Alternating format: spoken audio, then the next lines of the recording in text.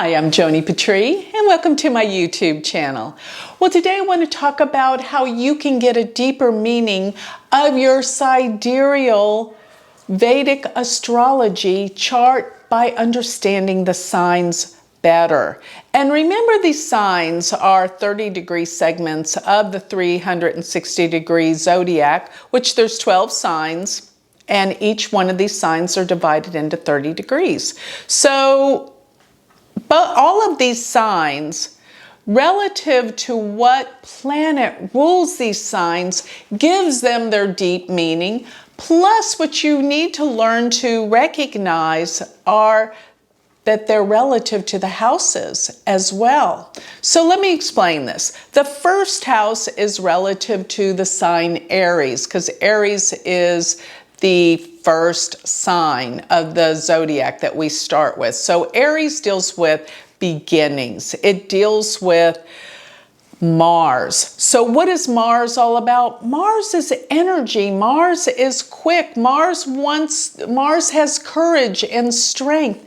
And this is relative to the sign Aries. Aries is strong. It's strong-hearted and strength and courageous. It's brave.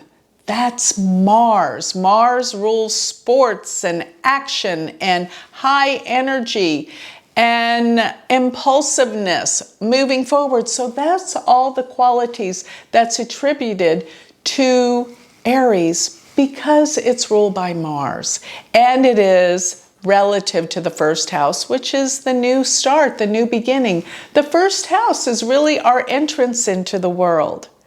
So let's go to the second sign, Taurus. Taurus is ruled by Venus, whereas Taurus deals specifically with Venus's energy in terms of creativity, love, romance. That's what Venus is all about. Being creative, loving the arts and nature.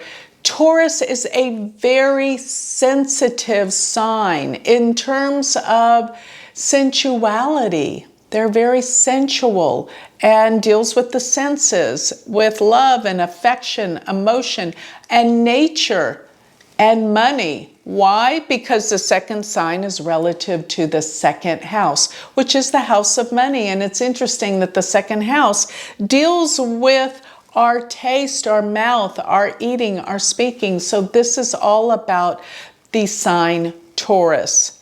And next, understand the sign of Gemini. Gemini is ruled by Mercury. Mercury is all about information, curiosity, learning, education, travel.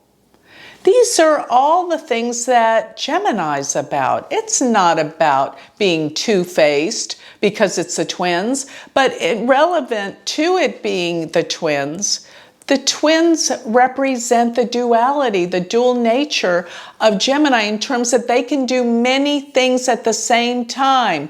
And the dual part of the body, we have two hands, two arms, two legs, two lungs. This is part due with the sign Gemini. Remember, Gemini is the third sign, so the third house rules what? Communications, writing, information, education, and travel.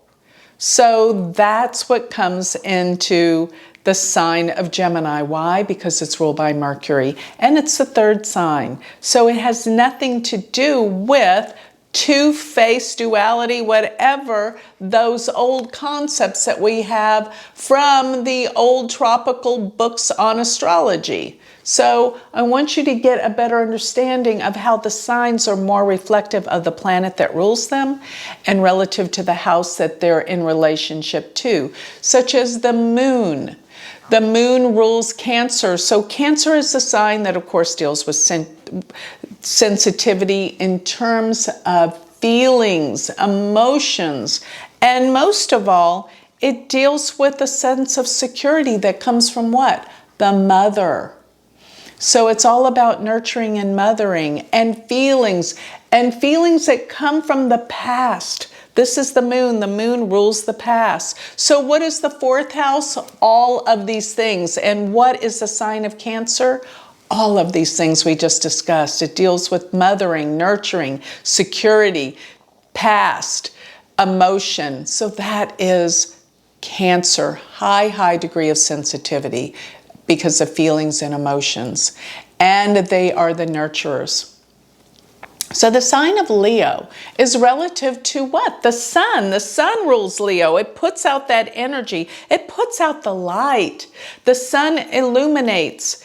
And the sun represents the warmth and deals with love and that type of emotion. It's fascinating how Leo is the sign of self-expression. Why? Because it's the fifth sign relative to the fifth house, which deals with creativity.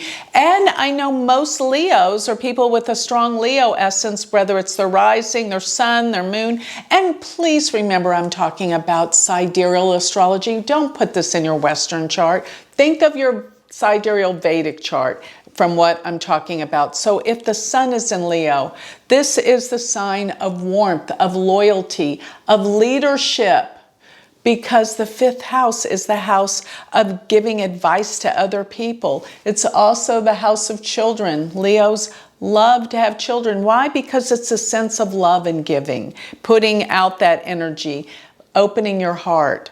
Leo rules the heart. The sun rules the heart. So moving on to the next sign, Virgo. Virgo is the sixth sign and it's ruled by Mercury. Virgos are very mercurial. They're always thinking. They're always planning. They're always worrying about something. But they're such organizers. They want to bring things together. They want to scrutinize, organize, figure things out, analyze. That is the power of Mercury at its deepest level. And when it's relative to the sixth house deals with health and healing. This is the quality that Virgo's about. How can I make myself better, improve, make things better? That's the sixth house. Help people, be of service. That's Virgo. So, and it's all about the thinking process of the mind.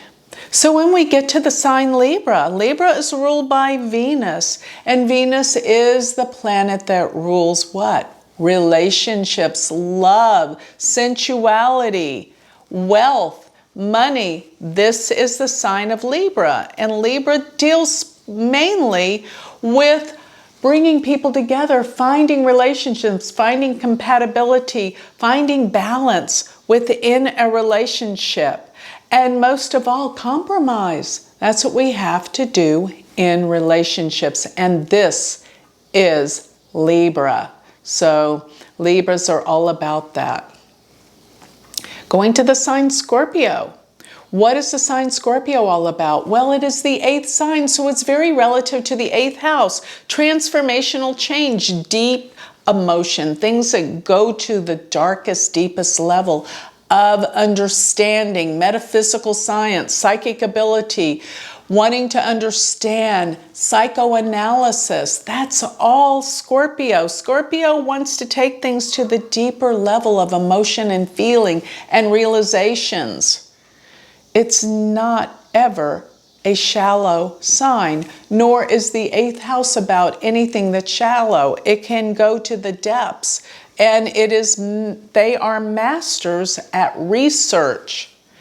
And most of the time it's pretty scientific. It's like, let's get to the core of the essence and figure things out and go to the depths to transform and change things. That's Scorpio. Based on the fact that its rulership, it's the eighth sign, eighth house, but it's also ruled by Mars. But because it's more of an internal emotional sign, they internalize. It's a water sign. They internalize their emotions, their feelings, okay? Whereas Aries, ruled by Mars, they externalize their emotions, their energy, and the water sign takes it in. So going to the sign Sagittarius. Sagittarius is ruled by Jupiter. They are the great thinkers, the philosophers. They love to teach, to learn about beliefs and religions and have their opinions to help others teach and learn. They are the teachers. Remember, Jupiter rules Sagittarius, and in Vedic astrology, Jupiter is called Guru. So they are the gurus, the teachers, the professors. The travelers of the world, they want to expand. They're adventuresome. They want to be out there and grow and learn and travel. That's all contained within the sign of Jupiter, is all about that. And so is the 9th house. So it's all relative to the sign Sagittarius. Now going to the 10th sign, Capricorn, it's relative to what? The 10th house. It's not that Capricorns are just about ambition. It's about that they're relative to career principles, because it's the 10th sign relative to the 10th house. Their career is very, very important to them. And they work hard. It's ruled by what? Saturn. Saturn is the taskmaster. It's going to be somebody who puts their nose to the grind and achieves, and they work hard, and they get what they want through hard work. This is the sign, the earth sign Capricorn, that takes it to this level. But it's all relative to the fact that it's Saturn that rules Capricorn, making it very, very focused, very organized. But what about their career? That's what's important to this sign. It's career oriented. So the 11th sign, which is Aquarius, is relative to the 11th house. And Aquarius is ruled by Saturn too. Aquarians are focused. They can be very detached too. But the 11th house deals with friends, groups, social interaction, and friends most of all. So Aquarians value their friendships, their social contacts, and they love communications because it is this air sign, but it's ruled by Saturn. So you got to understand that they're all about learning and stability and bringing things down to a place that's tangible. But because it's air, it's all about the communication skills. But remember, most of all, it's relative to the 11th house because it is the 11th sign.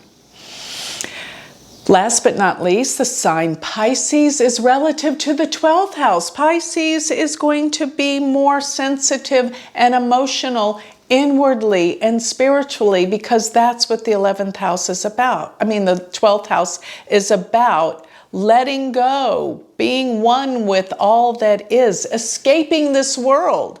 And Pisces have that way about not being totally part of the world. They want to escape. They don't want to be in reality. They want to be part of their imagination, their mind. They want to escape, but they're extremely focused in doing the right thing and being spiritual. Why? Because it's ruled by Jupiter. And Jupiter is guru. It is that teacher. But it's beyond the confines of the 9th house in Sagittarius, which has to do so much with belief systems and learning. Pisces is more beyond that learning. It's living in the spiritual world, being that, understanding that from the Jupiter perspective of this beautiful water sign that is very much like the 12th house. And I consider the 12th house being the house, how we leave this world, whether it's through our imagination, whether it's through when we sleep at night to dream, whether it is through going to an ashram or a church, whether we leave this world through going to the movies. Neptune is relative to the sign Pisces in many respects, although Jupiter gives it its meaning of spirituality. So it's got this beautiful blend. But let me just say, the 12th house is all about escape, whether it's through hospitals, whether it's through jails and prisons, whether it's through ashrams, whether it's through sleep, whether it's through movies or death. Our final frontier, that's the 12th house. And that is the ending of the cycle of life.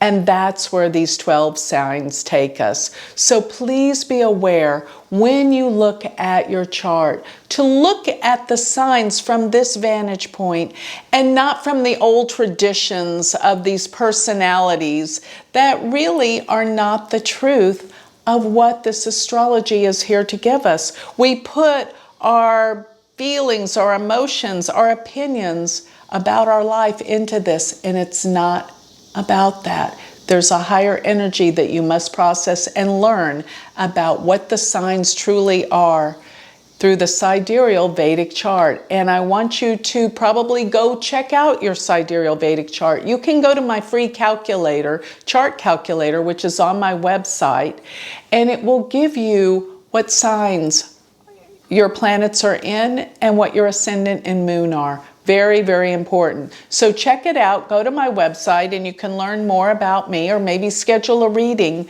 at thegalacticcenter.org. Or if you would like to learn Vedic astrology, take this to the deepest level. Study with me through my online university, which is University of Vedic Astrology.com. Thank you.